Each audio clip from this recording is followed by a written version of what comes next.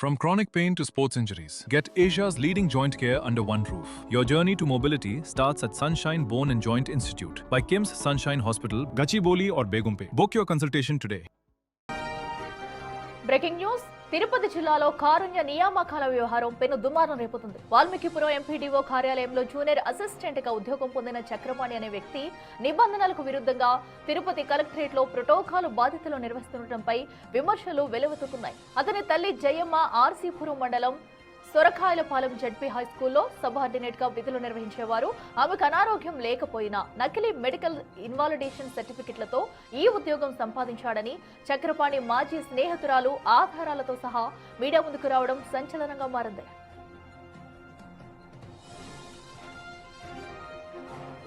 ఈ అక్రమ నియామకం వెనుక కృష్ణమూర్తి అనే ఉద్యోగి హస్తం ఉందని, భారీ ఎత్తున నగదు చేతులు మారాయని ఆమె ఆరోపించారు.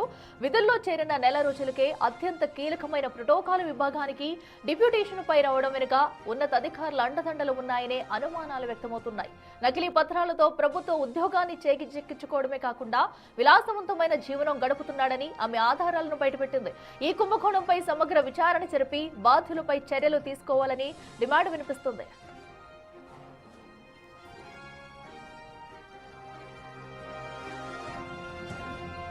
మరింత సమాచారం మా ప్రతినిధి దామోదర్ లైవ్ లో అందిస్తారు. దామోదర్, అసలు ఈ నకిలీ నియామకం వెనక ఎవరెవరు ఉన్నారు? సో ఎన్ని రోజులైంది దందా మొత్తం కూడా జరిగి భారీ ఎత్తున డబ్బు కూడా చేతులు మారినట్టు తెలుస్తుంది. అసలు ప్రధాన సూత్రధారులు ఎవరు?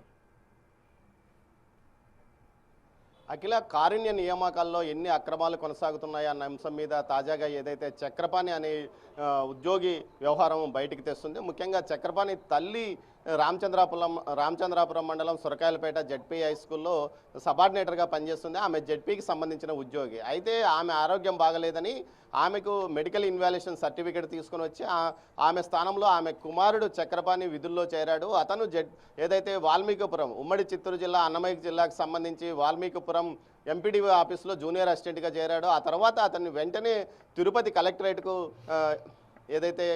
తిరుపతి కలెక్టరేట్కి పంపారు. అక్కడి నుంచి అతను ఇప్పుడు టీటీడీలో ఉన్న ప్రోటోకాల్ విధులు నిర్వహిస్తున్నాడంటే అతను ఎంత కీలకంగా వెనక చక్రం తిప్పాడో అర్థమవుతుంది. ముఖ్యంగా ఓ ఉద్యోగి ఉద్యోగంలోకి వచ్చిన తర్వాత కీలకమైన డిప్యుటేషన్ ఇవ్వాలంటే కనీసం ఇంత సమయం, నిర్ణీత సమయం ఉంటుంది.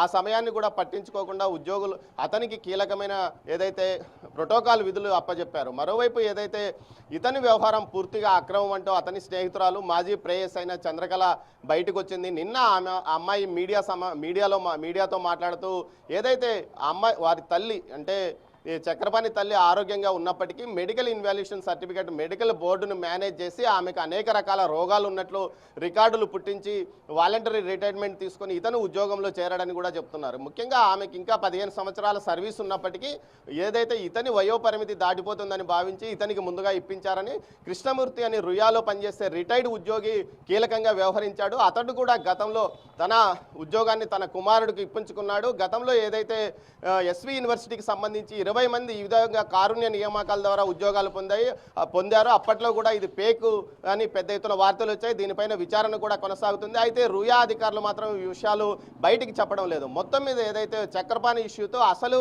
కారుణ్య నియామకాల పేరుతో ఉద్యోగుల ఆరోగ్యాన్ని వాలంటరీ రిటైర్మెంట్గా తీసుకొని ఏదైతే తమ వారసులకు ఉద్యోగాలు ఇస్తున్న విషయాల్లో అనేక అక్రమాలు కొనసాగుతున్నాయని ఇప్పుడు బయటపడింది. రుయాలోని డాక్టర్లతో పాటు కర్నూలు మెడికల్ బోర్డు కూడా ఇందుకు సహకరించిందంటూ కూడా చెప్తున్నారు. ఏదైతే మనకు కొన్ని వీడియోల్లో చూస్తే అర్థమవుతుంది. కృష్ణమూర్తి చక్రపాణి మధ్య జరిగిన సంభాషణలు అయితే ఏకంగా ఇటు జయమ్మను కాకుండా వేరే వ్యక్తిని తీసుకెళ్లి ఆమెకు అనేక రోగాలు ఉన్నట్లు చూపించి ఈ విధంగా ఏదైతే వ్యక్తిని సైతం మార్పు చేసి ఈ విధంగా సర్టిఫికేట్ తెచ్చారంటూ కూడా ఆ మాటల్లో అర్థమవుతుంది. సుమారు ఏదైతే 50 లక్షల వరకు ఇందుకోసం ఖర్చు పెట్టినట్లు కూడా సమాచారం. దీంతోపాటు ఏదైతే 2013 నుంచి చక్రపాణి అనే వ్యక్తి తిరుపతిలోని ఆర్డీఓ రెవెన్యూ కార్యాలయాల వద్ద పనిచేసేవాడు. ముఖ్యంగా అతను తన సోదరి యొక్క ఉద్యోగాన్ని చేసుకుంటూ ఉండేవాడని తెలుస్తుంది. ఈ సందర్భంలో అతను ప్రోటోకాల్ విధులు చేస్తూ ముఖ్యంగా అటు ఏదైతే ఆర్డీఓ స్థాయి అధికారులతో పాటు ఇతర ఉన్నతాధికారులకు చాలా మచ్చికయ్యాడు. ఉన్నతాధికారుల సాయంతోనే అతను ఈ విధంగా చేశాడని కూడా చెప్తున్నారు. ఏదైతే డిప్యుటేషన్ గురించి జడ్పీ సీఈఓని అడగగా అది తన పరిధిలో లేదంటూ చెప్తున్నాడు. కానీ నెల రోజులకు జడ్పీ ఏదైతే డిప్యుటేషన్ ఇవ్వడం అనేది ఎక్కడా జరగదు. కేవలం చక్రపాణి విషయంలోనే ఎందుకు జరిగింది? అతని నుంచి ఏవైనా అతని వెనక ఏదైనా పెద్ద ఎత్తున అధికారులు ఉన్నతాధికారులు ఉన్నారా అని కూడా ఓ చర్చ నడుస్తుంది. గతంలో వైసీపీ ప్రభుత్వంలో కీలకంగా వ్యవహరించిన ఒక తుడా మాజీ వైస్ చైర్మన్తో పాటు అప్పట్లో కీలకంగా ఒక ఎమ్మెల్యేకి వ్యక్తిగత కార్యదర్శిగా పనిచేసిన అధికారి హస్తం ఉందంటూ కూడా ఒక ప్రచారం జరుగుతుంది. ముఖ్యంగా ఈ విషయాల్లో పూర్తి స్థాయిలో ఇటు ప్రభుత్వం చర్య తీసుకోవాలి. ఇతని మెడికల్ ఇన్వాల్యుయేషన్ విషయంలో అసలు ఏం జరిగింది, ఎవరెవరి పాత్ర ఏమిటి అన్న విషయాన్ని పూర్తిగా విచారణ చేయాలి. అవసరమైతే ఏసీబీకి కేసు ఇవ్వాలంటూ కూడా ఏదైతే చంద్రలేఖ డిమాండ్ చేస్తున్న పరిస్థితి. తనను 7 సంవత్సరాల పాటు వెంట తిప్పుకొని అన్ని రకాలుగా వాడుకొని తనను మోసం చేసిన ఈ వ్యక్తికి కఠినంగా ప్రభుత్వం శిక్షించాలి. తనను మోసం చేయడమే కాకుండా అటు ప్రభుత్వాన్ని సైతం మోసం చేసి తన తల్లికి ఎలాంటి అనారోగ్యం లేకున్నా అనారోగ్యం ఉందంటూ రికార్డులు సృష్టించి ఉద్యోగాన్ని పొందిన వ్యక్తి, అతనికి సహాయపడిన కృష్ణమూర్తి అనే వ్యక్తి మీద కూడా కఠినంగా చర్యలు తీసుకోవాలి. వారి మీద క్రిమినల్ కేసులు కూడా నమోదు చేయాలని ఆమె డిమాండ్ చేస్తుంది. ఈ విషయంలో ఇప్పటికే తాను కలెక్టర్ను కలిసి పీజీఆర్సీలో ఏదైతే వినతి పత్రం ఇచ్చినా దానికి ఇంతవరకు నెంబర్ కూడా రాలేదంటూ ఆమె ఆవేదన వ్యక్తం చేస్తుంది. Akhila. Right Damodar, thank you.